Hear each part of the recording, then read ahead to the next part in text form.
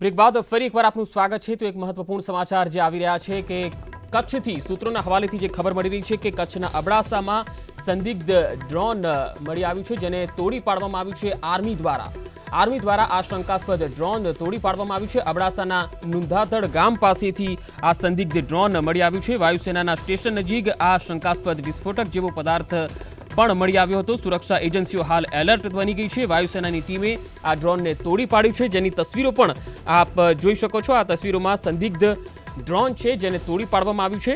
અબડાસાના નુંધાતડ ગામમાં આ શંકાસ્પદ ડ્રોન છે જેને તોડી પાડવામાં આવ્યું છે। સુરક્ષા એજન્સીઓ એલર્ટ પર છે।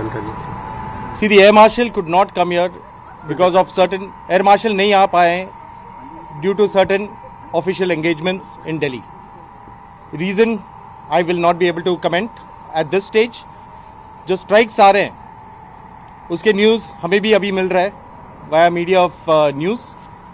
I think it will be better to wait for the official statement of the Ministry of Defence where factual data can be verified. लेकिन आपने सर यहाँ पे अलर्ट घोषित कर दिया है। All IF bases have been on alert after Pulwama.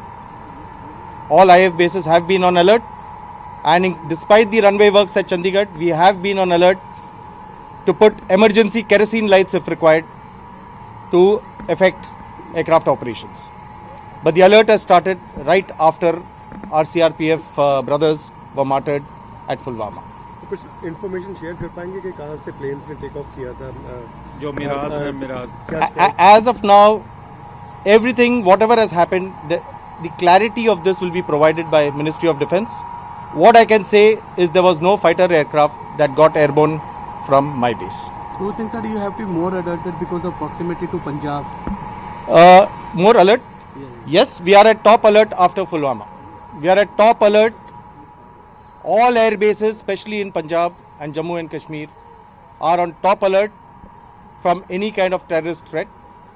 And we were already on alert, and we have increased the alert level after Pulwama. We will see what exactly are these strikes all about once we also get data, because this strikes, if it was, whatever it was, even we will get information only when it comes officially.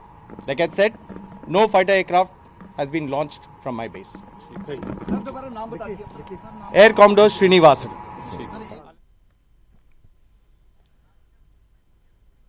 તો હાલ કચ્છથી સંવાદદાતા મેહુલ સોલંકી અમારી સાથે જોડાયા છે। મેહુલ, આપને પૂછવા માંગીશું કે આ અબડાસા નજીક જે શંકાસ્પદ ડ્રોન છે જેને તોડી પડાયું છે, આ વિશે શું વધુ માહિતી છે આપની પાસે?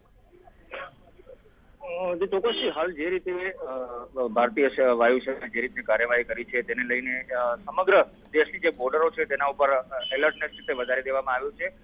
તેના જ ભાગરૂપે આજે એરફોર્સ સ્ટેશન જ્યારે કાર્યવાહી કરી રહ્યું હતું અને જ્યારે સમગ્ર આસપાસના વિસ્તારો છે ત્યાં રડારથી મોનિટરિંગ કરી રહ્યું હતું ત્યારે જ એક શંકાસ્પદ વસ્તુ છે તે તેના ધ્યાને આવી હતી અને વહેલી સવારે 4:30 વાગે આ જે વસ્તુ છે તેને તોડી પાડ્યા હોય તેવું હાલ પ્રાથમિક રીતે સૂત્રોએ કીધું છે। ચોક્કસથી હાલ જે રીતનો માહોલ ચાલી રહ્યો છે તેની કારણે સુરક્ષા એજન્સી આ મામલે વધુ કોઈ કહેવા માટે તૈયાર નથી, પરંતુ ચોક્કસથી જે સૂત્રો તરફથી પ્રાથમિક માહિતી મળી રહી છે તે મુજબ પાકિસ્તાન તરફથી આવેલું આ માનવ રહિત ડ્રોન હોવાનું પ્રાથમિક રીતે સામે આવ્યું છે। હાલ એજન્સીઓ છે તે આ મામલે તપાસ કરી રહી છે। એરફોર્સના અધિકારીઓ આ મામલે કંઈ કહેવા તૈયાર નથી, પરંતુ સવારે 6:30 વાગે જે આસપાસના લોકો છે તેમને જોરદાર ધડાકો સાંભળ્યો હતો અને એરફોર્સે આ જે માનવ રહિત ડ્રોન છે તેને તોડી પાડ્યું હોય તેવી શક્યતાઓ છે।